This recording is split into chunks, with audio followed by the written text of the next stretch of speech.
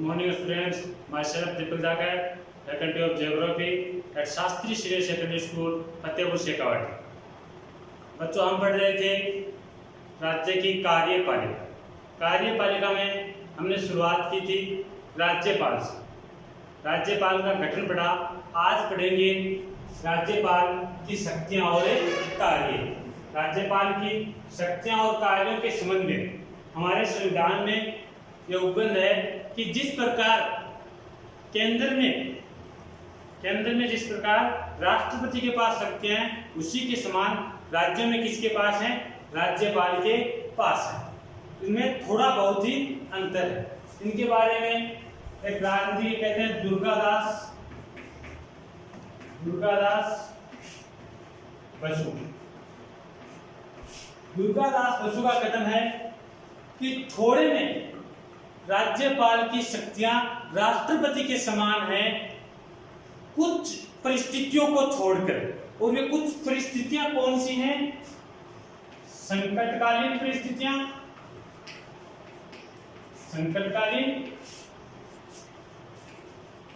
कूटनीतिक, वैश्विक, क्योंकि इन परिस्थितियों में शक्तियां किसको दी गई हैं? राष्ट्रपति को दी गई हैं। इनकी किसको दी गई हैं? राष्ट्रपति को।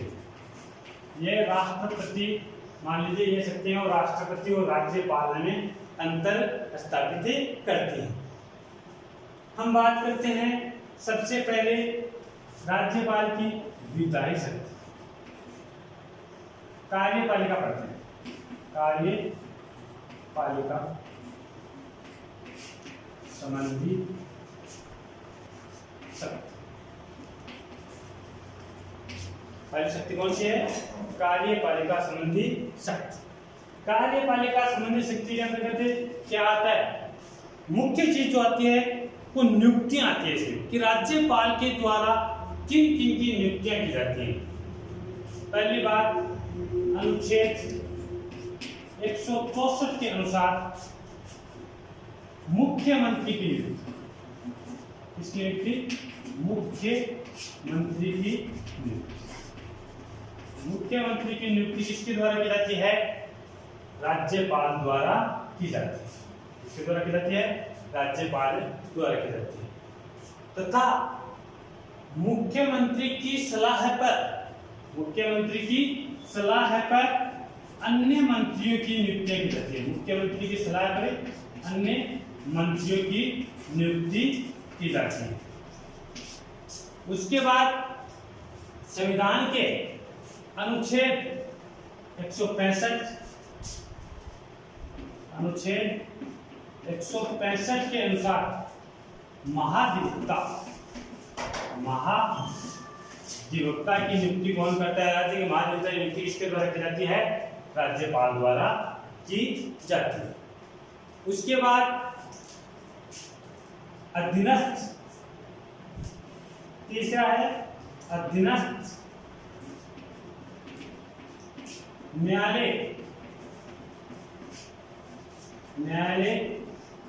के न्यायाधीशों की नियुक्ति। अधीनस्थ न्यायालय के न्यायाधीशों की नियुक्ति। चौथा है राज्य लोक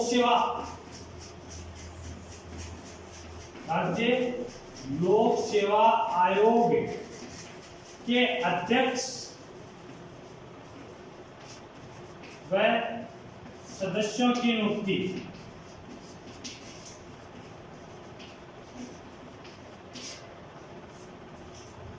पांचवी चीज है राज्य विश्वविद्यालयों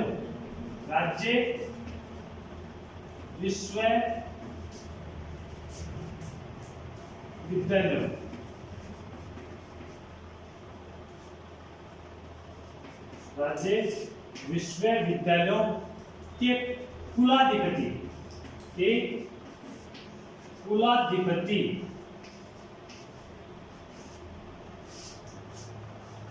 चांसलर कौन होते हैं? स्वयं राज्यपाल होते हैं। कौन होते हैं? स्वयं राज्यपाल होते हैं। और राज्य विश्वविद्यालयों के कुलपति यानी कि वाइस चांसलर, जिसकी नियुक्ति किसके द्वारा की जाती है? वाइस चांसलर की नियुक्ति किसके द्वारा की जाती है? राज्यपाल द्वारा की जाती है।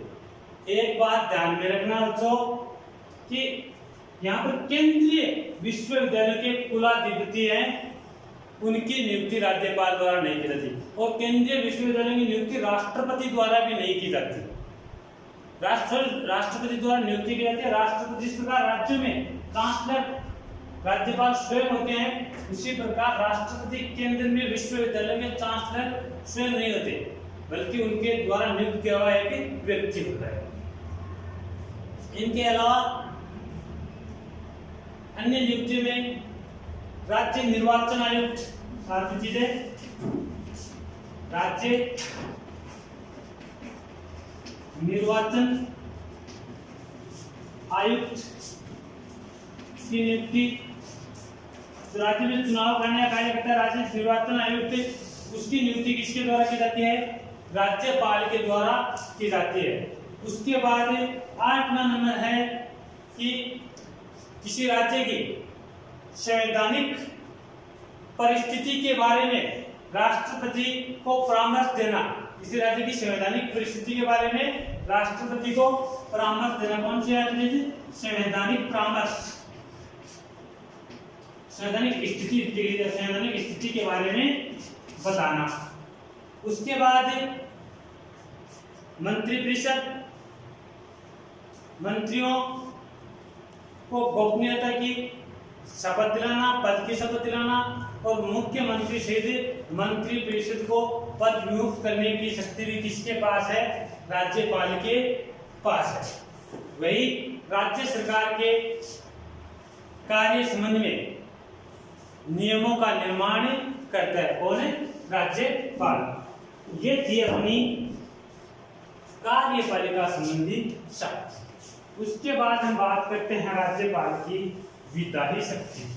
कौन सी शक्ति?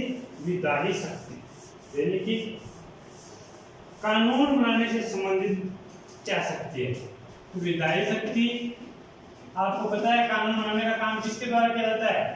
कानून बनाने का काम कौन करता है? व्यवस्थापिका। कौन करती है? व्यवस्थापिका। और व्यवस्थापिका को केंद्र में संसद और राज्य में क्या नाम दिए गए हैं? विधानमंडल।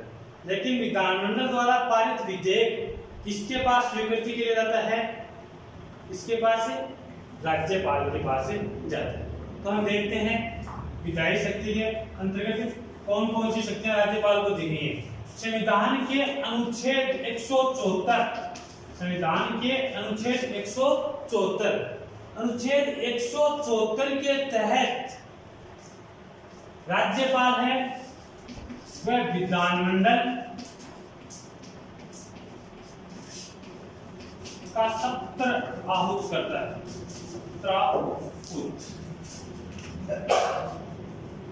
सत्राहूत का मतलब क्या होता है?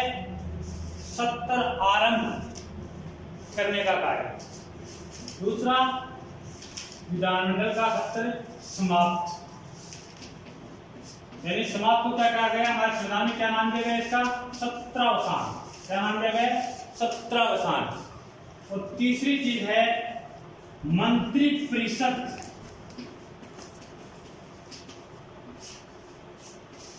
के परामर्श से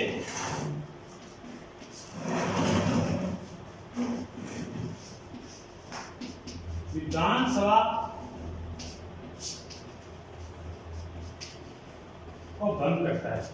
मंत्रिपरिषद के परामर्श से इसको विधान परिषद को भंग करता है। ये बातें कही गई है अनुच्छेद 174 में।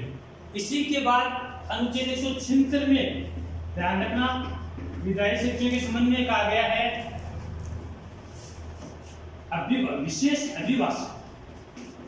विशेष अभिभाषण राज्यपाल के तो विशेष अभिभाषण होते हैं, वो कौन से होते हैं? और विशेष अभिभाषण पहला तो होता है विधानसभा। विधानसभा के आम चुनावों उसके बाद प्रथम बैठक में, विधानसभा के आम चुनाव के बाद प्रथम बैठक में अभिभाषण किसके द्वारा दिया जाता है? राज्यपाल के द्वारा। और दूसरा है विधानमंडल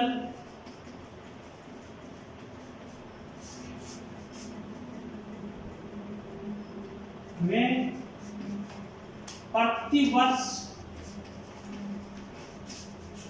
की शुरुआती बैठक, यानी हर साल की पहली बैठक में, शुरुआती बैठक में अभिभाषण दिया जाता है इसके द्वारा राज्यपाल।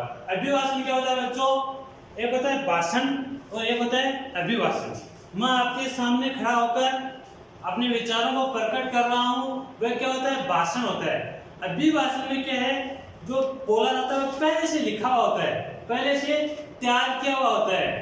तो इनके लिए जो तैयार करने का कार्य किसके द्वारा किया जाता है?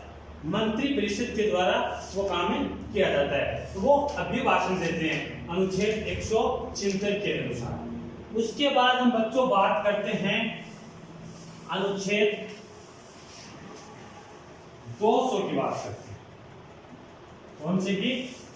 अनुच्छेद 200। इसके तहत आपको पता है कि कोई विधेयक है, उस पर अनुमति की बात। 200 के तहत क्या है? अनुमति। अब किसी विधेयक पर अगर राज्यपाल अनुमति देते, एक तो जैसे स्वीकृति या अनुमति, और एक अस्वीकृत करते। अगर वह अनुमति देते, स्वीकृत करते, तो वह विधेयक कानून बन जाता है। क्या बन जाता है? विधेयक कानून बन जाता है। अस्वीकृत कर सकता है विधानमंडल को पुनर्विचार के लिए वापस भेज सकता है। और तीसरी विधायी शक्ति है कि वह है राष्ट्रपति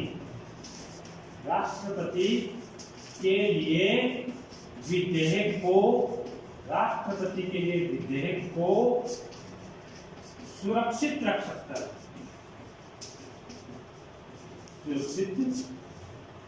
अस्वीकृत विधानमंडल में को पुनर्विचार के लिए भेज सकता है, राष्ट्रपति के लिए विधेयक को सुरक्षित रख सकता है। यहाँ पर एक बात ध्यान में रखना, अगर विधानमंडल को राज्यपाल पुनर्विचार के लिए विधेयक भेजता है, तो विधानमंडल द्वारा पुनः है उसमें संशोधन करके या बिना किसी संशोधन के राज्यपाल के पास अगर वह विधेयक भेजा जाता है, तो उस विधेयक को उस पर हस्ताक्षर करने के लिए राज्यपाल बाध्य होता है कि उसको पारित करना ही पड़ता है, स्वीकृति देनी ही पड़ती है। और विधानमंडल के विधेयक पर राज्यपाल की स्वीकृति मिलते ही वह क्या बन जाता है? कानून बन जाता है। क्या बन जाता है? कानून बन जाता है। इस अनुच्छेद 200 से संबंधित लगे हाथों एक अनुच्छेद और ध्यान में रख लीजिए, अनुच्छेद 201। कौन सा है? अनुच्छेद 201, जिसमें यहाँ पर है ना राष्ट्रपति के लिए विधेयक को सुरक्षित करता है। और इसमें है कि राष्ट्रपति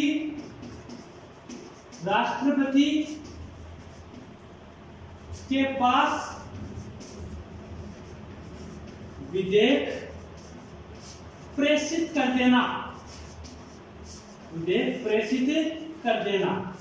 अनुच्छेद 201 के तहत राज्यपाल अगर राष्ट्रपति के पास विधेयक प्रेषित कर देता है, उसके बाद उस विधेयक से संबंधित राज्यपाल के पास कोई अधिकार नहीं रहता है। वह सभी अधिकार इसके पास चले जाते हैं, राष्ट्रपति के पास चले जाते हैं। तो ये थी अनुमति। अनुमति के बाद ये तो साधारण, जब विधानमंडल का अधिवेशन चल रहा है तो विधानमंडल में कोई विधेयक है, साधारण विधेयक है, वो विधानमंडल के किसी भी सदन में पारित किया जा सकता है। और वहां से किसके पास आता है? राज्यपाल के पास। राज्यपाल हस्ताक्षर करते हुए कानून बन जाता है। लेकिन जब विधानमंडल का सत्र नहीं चल रहा हो, और राज्य के लिए किसी विशेष कानून को बनाने की आवश्यकता पड़ जाए तो ऐसी परिस्थिति में संविधान के अनुच्छेद 213 के तहत राज्यपाल द्वारा अध्यादेश जारी किया जाता है। क्या किया जाता है? अध्यादेश जारी किया जाता है। तो आपको पता चल गया होगा कि अध्यादेश कब जारी किया जाता है? जब विधानमंडल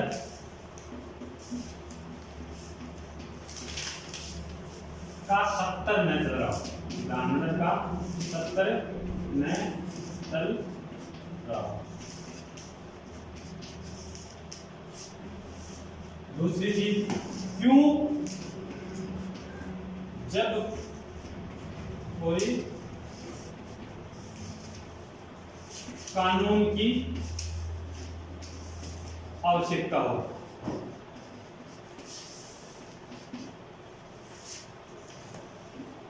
कब तक या प्रभावी कब तक रहेगा? विधानमंडल के सत्र प्रारंभ होने के 6 सप्ताह तक। कितने? 6 सप्ताह तक। और 6 सप्ताह से पहले भी विधानमंडल द्वारा अध्यादेश को समाप्त किया जा सकता है या फिर उसको अनुमोदित किया जा सकता है। अनुमोदन करते ही वह विधेयक भी क्या बन जाएगा? एक कानूनी बन जाएगा। क्या बन जाएगा? विधेयक एक कानून बन जाएगा। तो यह था अनुच्छेद 213 के अनुसार अध्यादेश जारी करने की शक्ति। इसके बाद राज्यपाल को संबंधित राज्य में कुछ नियुक्ति करने का अधिकार, यानी विधानसभा और विधान परिषद में कुछ सदस्य मनोनीत करने का अधिकार दिया गया है। संविधान के अनुच्छेद 333 के अनुसार अगर राज्यपाल को लगे कि इस विधानसभा में आंग्ल भारतीय समुदाय का प्रतिनिधित्व नहीं हो रहा है तो वह आंग्ल भारतीय समुदाय का एक सदस्य विधानसभा में मनोनीत करता है। बच्चों हम पढ़ते हैं आंग्ल भारतीय मैंने आपको कक्षा में भी बताया था, एक बार पुनः बता देता हूँ। ये आंग्ल भारतीय सदस्य कौन होते हैं? आंग्ल भारतीय सदस्य हैं ये, इसमें क्या होता है? पिता है जो सदस्य है, उसका पिता तो यूरोप के किसी भी देश का है और माता है वो भारत की है, तो उसे कौन सा सदस्य माना जाता है? आंग्ल भारतीय सदस्य।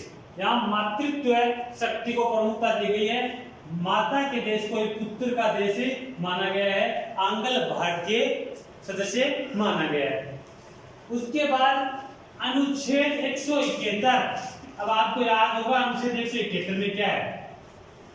2 दिन पहले पढ़ा था आपने संविधान के अनुच्छेद 169 171 के अनुसार। 169 में विधान परिषद का गठन और 171 में विधान परिषद की संरचना। तो विधान परिषद की संरचना में हमने पढ़े थे राज्यपाल द्वारा मनोनीत किए जाने वाले सदस्य। संविधान के अनुच्छेद 171 के अनुसार विधान परिषद में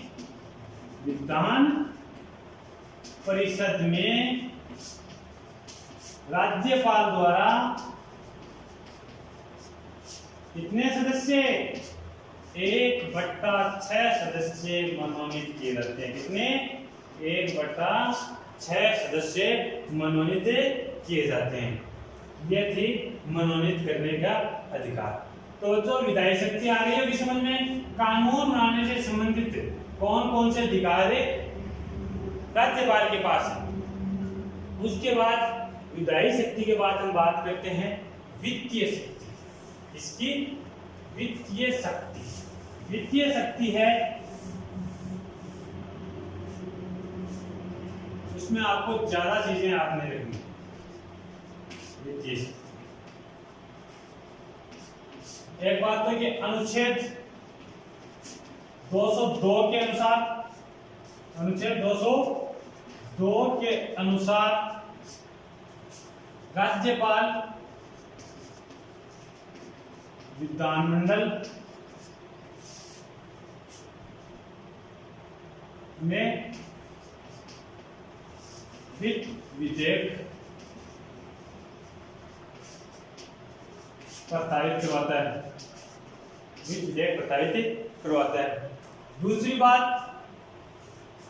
कि वित्त विधेयक आपको पता है कहां पर, विधानसभा में, विधानमंडल के किस सदन में प्रस्तावित किया जाता है, विधानसभा में। और विधानसभा में वित्त विधेयक प्रस्तावित करने से पहले किसकी अनुमति आवश्यक है, राज्यपाल की। किसकी अनुमति है, राज्यपाल की।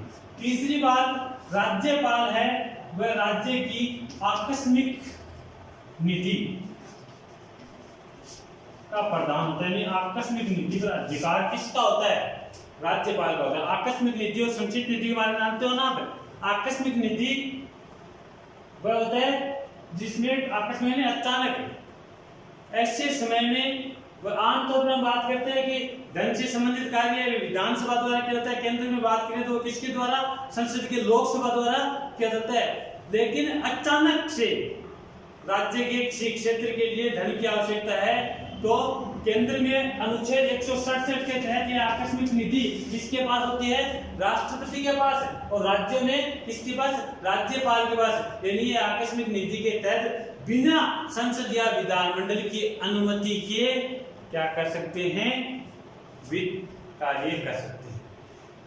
अनुच्छेद 202 के अनुसार विधानमंडल में वित्त विधेयक बजट प्रस्तुत करने का काम किसका है, राज्यपाल का। बजट प्रस्तुत करवाता है।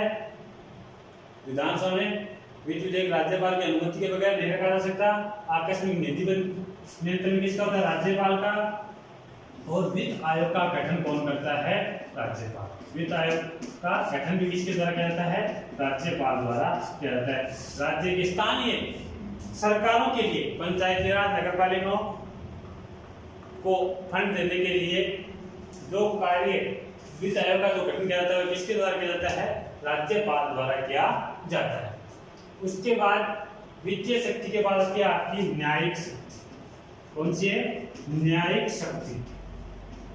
संविधान के अनुच्छेद 161 के अनुसार, संविधान के अनुच्छेद 161 के अनुसार कोई ऐसा विषय जो राज्य सरकार के अंतर्गत आता हो और उस विषय से संबंधित अगर किसी व्यक्ति ने अपराध किया है तो उस व्यक्ति के अपराध को राज्यपाल है कम कर सकता है, स्थगित कर सकता है। उस अपराध को कम कर सकता है, स्थगित कर सकता है, बदल सकता है और क्षमा कर सकता है। किसी को 10 वर्ष की सजा है उसे 5 वर्ष कर सकता है। किसी की सजा है उसको स्थगित कर सकता है, यानी कुछ समय के लिए हटा सकता है, बदल सकता है, सजा में परिवर्तन कर सकता है, उसे क्षमा भी कर सकता है। लेकिन कुछ परिस्थितियों को छोड़कर जो केवल राष्ट्रपति के पास है, और वो परिस्थितियां कौन सी हैं, एक तो सैनिक न्यायालय से संबंधित। सैनिक न्यायालय के किसी निर्णय के विरुद्ध राज्यपाल है वो उसकी सजा को कम, स्थगित, बदल नहीं सकता। उसके बाद हम बात करते हैं न्यायिक शक्ति के बाद विविध शक्तियां। विविध शक्तियां वैसे हम पढ़ चुके हैं, इनके बीच में विविध शक्तियां ऐसी शक्तियां जिनमें राज्यपाल अपने संविवेक का प्रयोग करता है। संविवेक का मतलब जानते होंगे आप, ये ऐसी परिस्थितियां जिसमें वह मंत्री परिषद की सलाह पर काम न करके अपने विवेक से काम करता है। और ऐसी परिस्थितियां कौन सी हैं, पहली बात तो विशेष परिस्थितियों में मुख्यमंत्री विशेष परिस्थितियों में मुख्यमंत्री की नियुक्ति, मुख्यमंत्री की नियुक्ति। अब विशेष परिस्थिति यानी कि आम तौर पर साधारण हम देखें तो मुख्यमंत्री के संदर्भ में यह कहा गया है कि मुख्यमंत्री उसी व्यक्ति को नियुक्त करता है राज्यपाल जो किसी दल में स्पष्ट बहुमत प्राप्त कर रहा हो।